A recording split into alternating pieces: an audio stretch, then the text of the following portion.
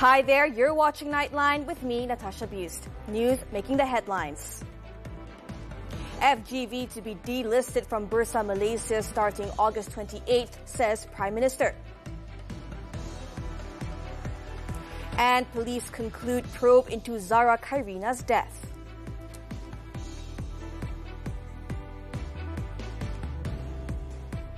The Federal Land Development Authority, Felda, can begin to independently determine the direction of FGV Holdings Berhad after the company's delisting from Bursa Malaysia, which will begin on August 28th.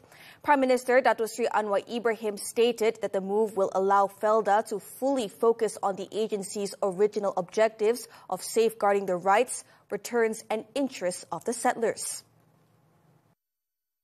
Kita boleh punya senarai mulai 28 Ogos ini.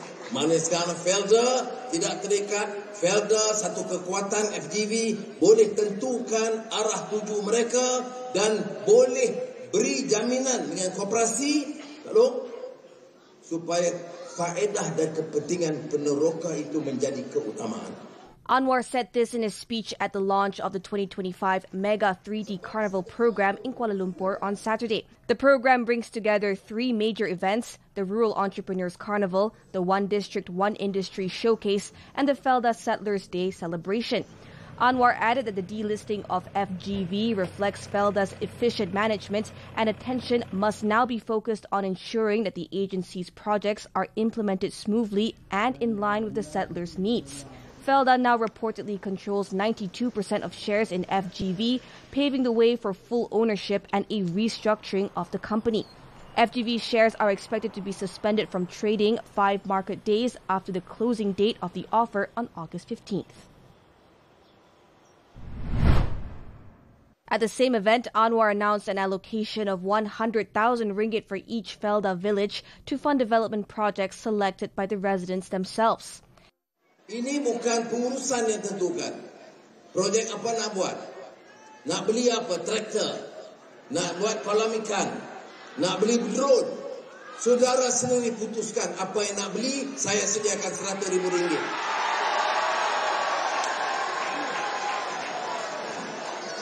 Tiap kampung.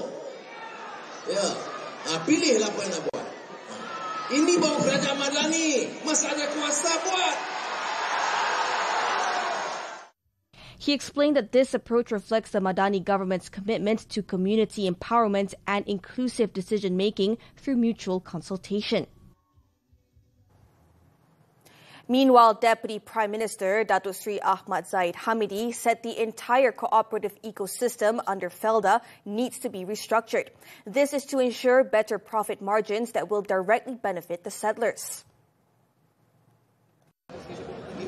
Oleh kerana koperasi mempunyai pelaburan di pelbagai organisasi perniagaan, maka langkah yang telah dibuat ialah untuk merealisasikan pegangan-pegangan itu agar dapat dijual ataupun ianya memberikan pulangan ROI, return on investment kepada koperasi ini. Zahid, who was also the Rural and Regional Development Minister, said this to reporters after attending the Felda Settlers Appreciation Ceremony held in the capital on Saturday. He also pledged to restore the rights of Felda settlers, noting that some promises remain unfulfilled. These include issues related to settlers' debts, land ownership, and access to 5G networks in Felda areas. In another development, the Prime Minister said the reduction of the United States tariff rate to 19% is proof of the country's effective leadership in managing international relations. He noted that this achievement was made despite global geopolitical uncertainties and amid criticism from certain quarters attempting to undermine the government's recovery efforts. Anwar explained that if the 25% rate is maintained, it would have a significant impact on the national economy, especially in the semiconductor as well as electrical and electronic sectors. These sectors account for 60% of exports to the U.S., valued at nearly 200 billion ringgit annually. Ada orang tanya, apa kaitan dengan Amerika Serikat? Kaitannya nak selamatkan puluhan ribu pekerja kita. kaitannya nak dapatkan habuan dan hasil percukaian yang tinggi supaya boleh dipulangkan kepada rakyat. Ini kejayaan, alhamdulillah.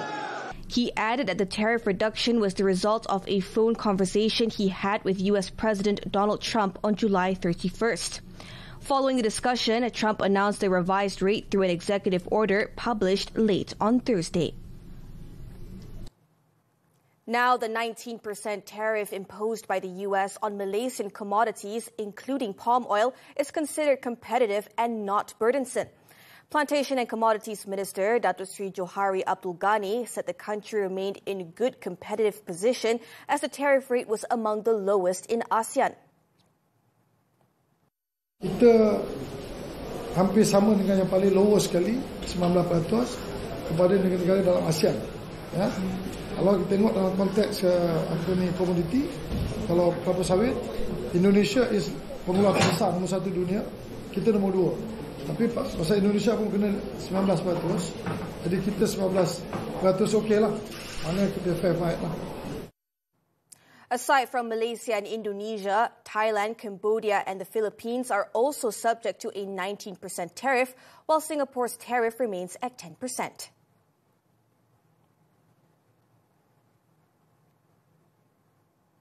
Police have completed their investigation into the death of 13-year-old Zara Karina Mahade. Home Minister Datuk Sri Saifuddin Nasution Ismail said the investigation papers will be submitted to the Attorney General's Chambers, AGC, next week. According to Saifuddin, the probe was conducted thoroughly with statements recorded from 60 witnesses. Tugas polis, tugas siasatan. Panggil saksi, membantu bagi menyiapkan siasatan. Okey, untuk establish perkara yang penting lah. Body ada tak? Ada. Motif ada tak? Kemudian apakah kalau ada melibatkan senjata dan sebagainya. Semua tu skop siasatan polis. He said this during a media conference after attending the Malaysian Maritime Enforcement Agency's passing out parade in Kuantan, Pahang on Saturday.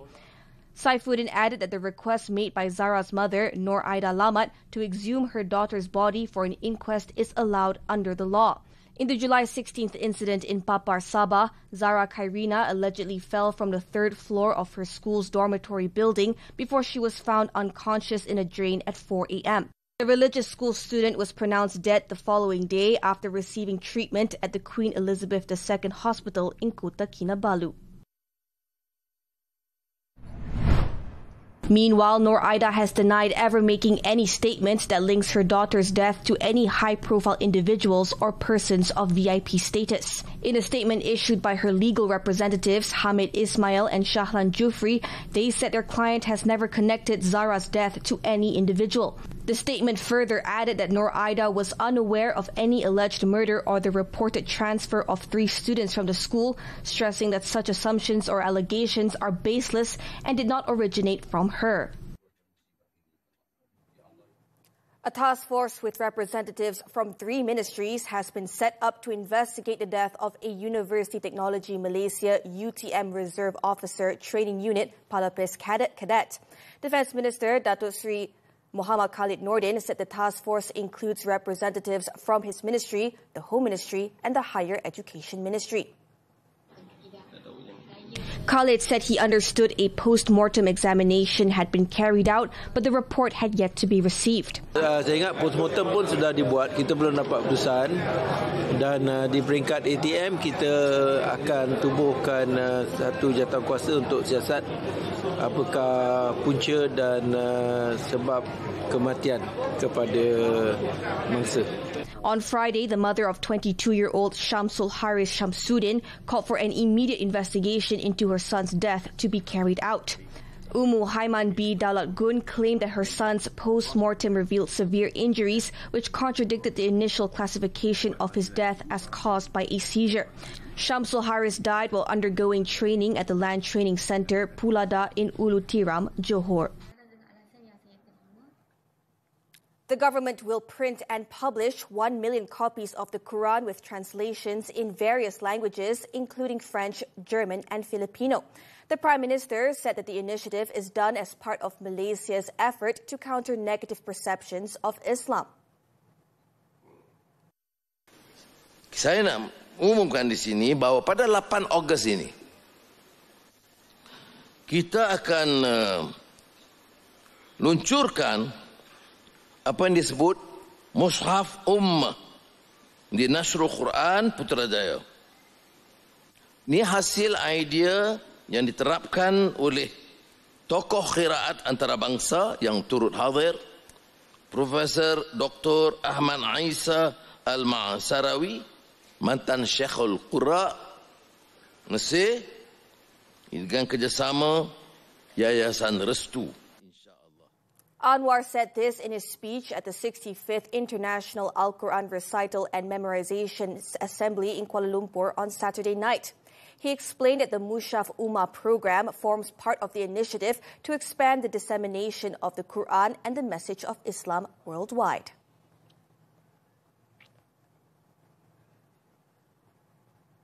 The Malaysian Armed Forces, MAF, will act as the facilitator for the General Border Committee, GBC, meeting between Thailand and Cambodia to be held in Kuala Lumpur from August 4th to 7th.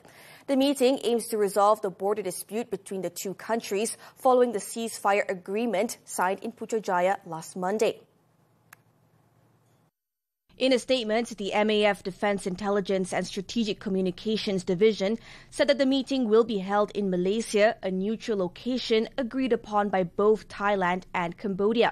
The meeting will discuss terms for deploying defence attachés and an ASEAN monitoring group as interim steps under a Malaysia-brokered ceasefire. The unconditional ceasefire agreement, which came into effect at midnight on July 28th, brought an end to 5 days of clashes between Thailand and Cambodia along their shared border. The agreement was reached during a special meeting chaired by Anwar in his capacity as ASEAN chair.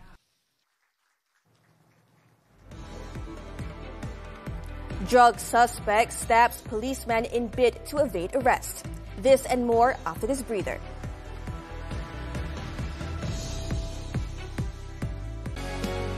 Hai, Assalamualaikum. Saya Zairil Azim dan saya melakukan sebagai watak Dr. Hakim dalam Setia Itu Mahal.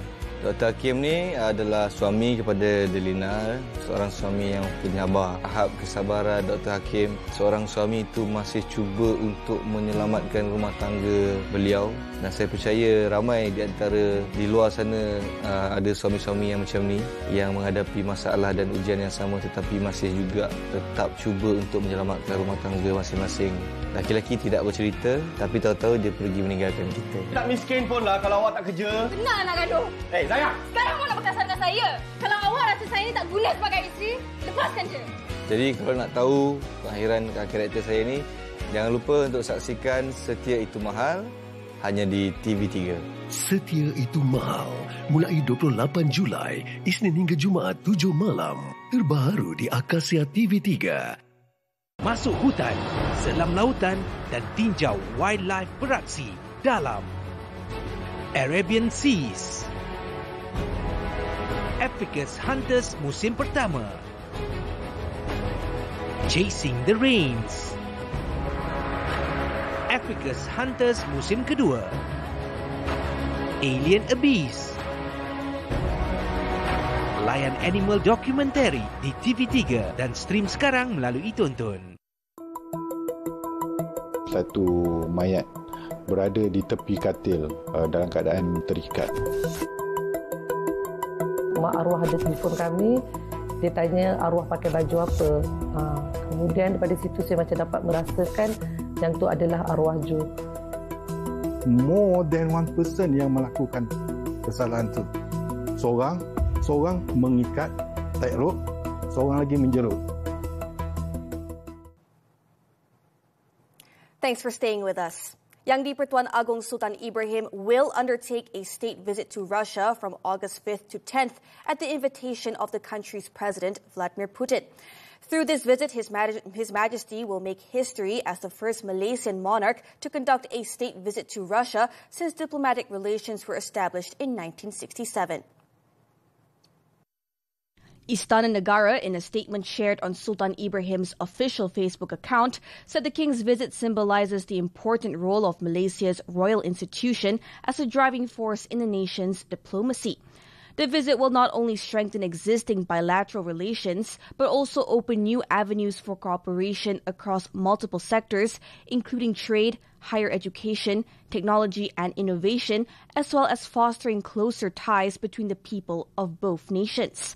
During the visit to Moscow, Sultan Ibrahim will be accorded a state welcome at the Kremlin, followed by an official meeting with Putin. His Majesty will also attend a state banquet hosted by the Russian president.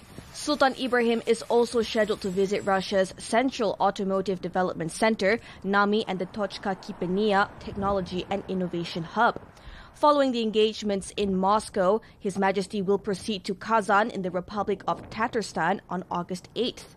While in Kazan, Sultan Ibrahim is expected to grant an audience to Tatarstan President Rustam Minikhanov and tour a local helicopter manufacturing and assembly facility. The man who stabbed a policeman in Kuala Lumpur on Thursday acted aggressively after he was found to be in possession of drugs. Deputy Inspector General of Police Tan Sri Ayub Khan Maidin Piche said the suspect attacked the victim with a knife in a bid to evade arrest. According to Ayub, the suspect has 14 prior records related to crime and drug offences. He revealed this to reporters after visiting the wounded policeman, 35-year-old Corporal Muhammad Nazri Sudiman, at the Cardiothoracic Intensive Care Unit of Chancellor Tuanku Mukhir's Hospital in Cheras on Saturday. The victim is in stable condition and is expected to recover from his injuries within 2 weeks. In the 12:55 p.m. incident, Nazri was stabbed while conducting a crime prevention patrol with 4 other policemen at Pudu Market, Jalan Yu. They had stopped the man for a routine inspection when he suddenly attacked Nazri with a knife, stabbing him in the abdomen before fleeing. The 56-year-old suspect was arrested shortly after the incident. Authorities later confirmed the man was in possession of heroin and has been remanded for 7 days to assist investigations. The government will conduct regular monitoring and surprise checks on the implementation of all projects under the 13th Malaysia Plan or 13MP. Chief Secretary to the government, Tan Sri Shamsul Azri Abu Bakar, also urged civil servants to ensure that all approved projects are carried out without delay. Kita akan betul-betul pastikan bahawa perjalanannya semana yang dirancang. Sebab ia melibatkan tempoh yang panjang sampai 2030. Semua projek yang diluluskan kena dilaksanakan segera. Sebab bila kelewatan tu menyebabkan rakyat hampa. Shamsul Azri told this to reporters after flagging off the 20th Premier Public Service Assembly run in Putrajaya on Saturday. He also said that the Policy Implementation Monitoring System, PPD, will be jointly managed by the Finance and Economy Ministries. When tabling the 13MP in the Dewan Rakyat on Thursday, Prime Minister Datuk Sri Anwar Ibrahim stated that the plan's monitoring mechanisms would be strengthened through the PPD system. He added that the 13MP governance structure would be mobilized in stages up to the cabinet reporting.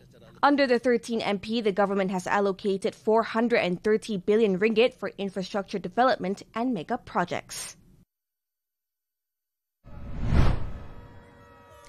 Meanwhile, at the same event, Public Service Director General Tan Sri Wan Ahmad Dahlan Abdul Aziz said the government will emphasize elements of integrity and accountability in the implementation of projects under the 13MP. Kita akan memantapkan lagi kaedah pemantauan kepada projek-projek pembangunan. Begitu juga dengan bagaimana kita nak memastikan sistem penyampaian kepada rakyat lebih tersusun. He added that for this purpose, the government would use the newly approved Iltizam Act to evaluate the performance of ministries, departments and agencies. Improvements are needed in Malaysia's plastics industry to ensure it remains competitive in the global market. Malaysian Plastics Manufacturers Association MPMA President C.C. Chia said local products are rapidly falling behind those from neighbouring ASEAN countries. According to Chia, locally manufactured plastic products are up to 10 times more expensive than those from Vietnam, which has rapidly emerged as the leading choice for plastic products in the region. The government practices an open regime where there is no polymers can be imported into Vietnam, at zero duty, and that means that they can access to the most competitive resin supply in the international market, and therefore they are able they are more competitive. He explained that Malaysia, unlike some of its competitors, imposes a 10% import duty on resins from outside ASEAN, a factor that drives up plastic prices and weakens the country's competitiveness. Chia said this while appearing as a guest on TV3's flagship business and financial talk show, Money Matters, aired on Saturday. He also emphasized that local plastics manufacturers must adopt more sustainable and environmentally friendly production practices to align with global environmental, social and governance ESG goals, a move that would enhance the country's global competitiveness. 3 Malaysians through to the final. The details when Nightline returns.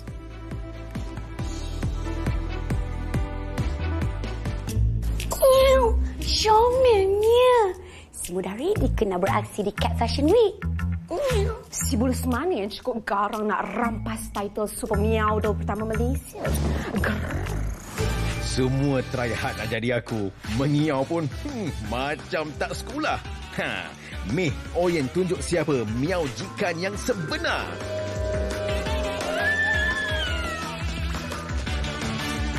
Redway ni sekarang milik dia menyojikan. Game time, Bibi. Mesej rahsia telah dihantar. Miaunelis, aktifkan misi. Bibi sudah dalam kawalan. Segala kemiauan akan dituruti.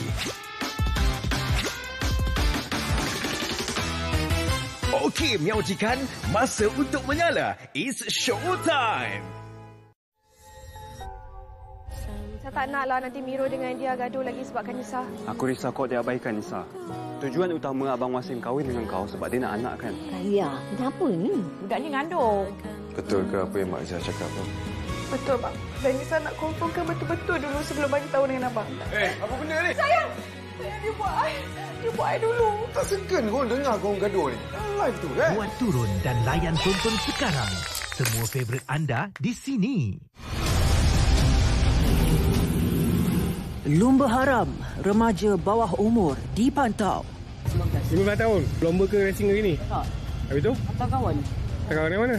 Kat sana, dia nak tengok. Ganjaran luar biasa, mangsa mudah tertipu. Amir! Saya dapat ada ganjaran, Amir! Saksikan 999 Selasa jam 9 malam di TV3 dan stream sekarang melalui Tonton. News from the foreign front. At least 36 people, including 13 aid seekers, have so far been killed on Saturday in Israeli attacks across Gaza. This raises the total number of deaths in Gaza to 98 over the past 24 hours. The casualties included 3 Palestinians who were killed in an Israeli attack on the Shujaya neighborhood. 6 people waiting to receive aid near Wadi Gaza in the central part of the Strip were also shot dead by Zionist forces. Meanwhile, 7 more people have reportedly died due to famine and malnutrition in Gaza, bringing the number of deaths from starvation to 169.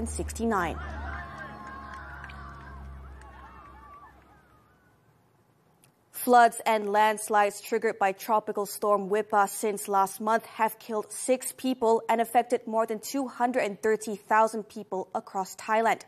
According to disaster management officials on Saturday, heavy rainfall has flooded 12 provinces, primarily in the northern and central regions, since July 21st. It added that the situation resulting from the tropical storm is under close observation and coordination efforts are underway with impacted provinces to ensure timely support and aid for affected populations. The kingdom's meteorological department, however, predicts rainfall will ease in the coming days.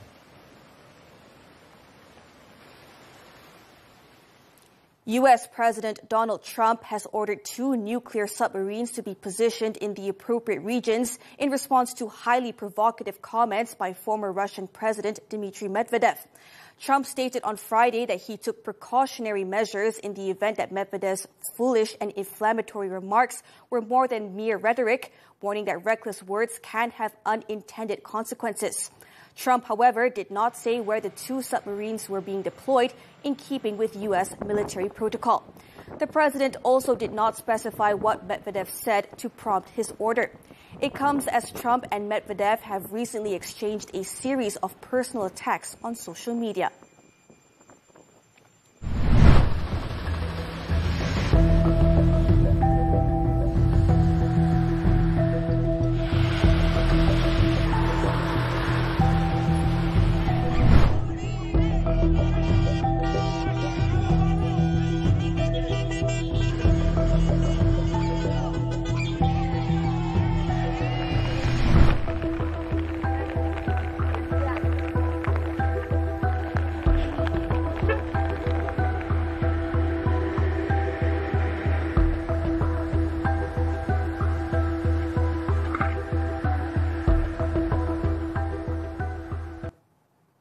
On to sports now, badminton and the 2025 Macau Open. It was a smashing day for Malaysians, with 3 out of 4 national representatives storming into the final of their Super 300 event on Saturday. In men's singles, Justin Ho booked his first World Tour final after a grueling 81-minute clash against India's Tarun Manepali, winning 19-21, 21-16, 21-16. The 21-year-old will face Indonesia's Alwi Farhan on Sunday. Wan Arif Wan Junaidi and Yap Roy King marched into the men's doubles final after beating Chung Hon Jian and Haikal Nazri 21-13, 21-15 in an all-Malaysian semi. Awaiting the duo in the final will be last year's runners-up Sabar Karyaman Butama Moreza Palevi Isfahani. But Malaysia missed out on an all-Malaysian final in the mixed doubles. Only Jimmy Wong and Lai Pei-jing made it through, stunning Indonesia's world number 19 pair 21-18, 21-16. Chen Tangjie and To Iwei, however, fell to a lower-ranked Danish duo after taking the first game. Moving on to esports, the 2025 MLBB Midseason Cup. Selangor Red Giants OG Esport SRG OG's dream of retaining their title came to a crashing end on Saturday after they suffered a 1-4 defeat to Team Liquid of the Philippines in the grand final. SRG OG started the series in fantastic fashion, taking Game 1 with a dominant 19-5 win after just 16 minutes. Team Liquid bounced back to level the tie at 1-1 thanks to OHEP's flawless performance on Harith, closing out Game 2 with a 17-11 victory. SRG OG looked in control early in Game 3, but a series of careless mistakes proved costly, allowing Liquid to edge a 14-14 draw-out win. Game 4 saw the Malaysians crumble under pressure, with the Filipino side wrapping up the match in just 10 minutes. SRG OG tried to stay in the fight in Game 5, but Team Liquid's momentum was unstoppable. OHEP once again rose to the occasion, racking up 13 kills to seal the title for the Filipino side. Despite the heartbreak, SRG OG can hold their heads high as they walk away with $500,000 as runners-up, while champions Team Liquid pocketed $1 million. Turning to Muay Thai, the One Championship. National fighter Rifyan Masdor caused a stir in Thailand after defeating local opponent Bernuang Sorsala Cheap in the One Friday Fights 118 event at Lumpini Stadium in Bangkok on Friday. The 22-year-old national ace competing in the atom-weight Muay Thai category made full use of his experience against the younger opponent, scoring a knockdown in the second round before securing a majority decision victory after 3 rounds. However, the latest win was still not enough to earn him a formal contract offer from One Championship, nor did he receive a performance bonus. Still, he remains positive, saying the victory is a testament to his unwavering dedication and belief. For the record, this marks Rifyan's 4th win in the One Championship Series.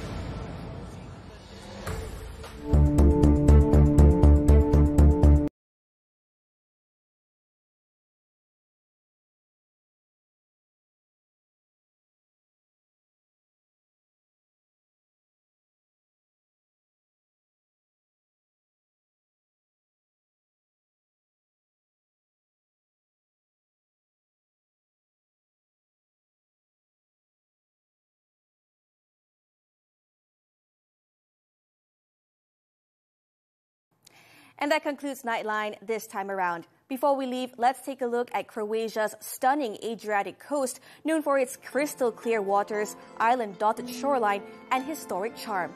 With that, I'm Natasha. Thank you for watching and enjoy the rest of your weekend.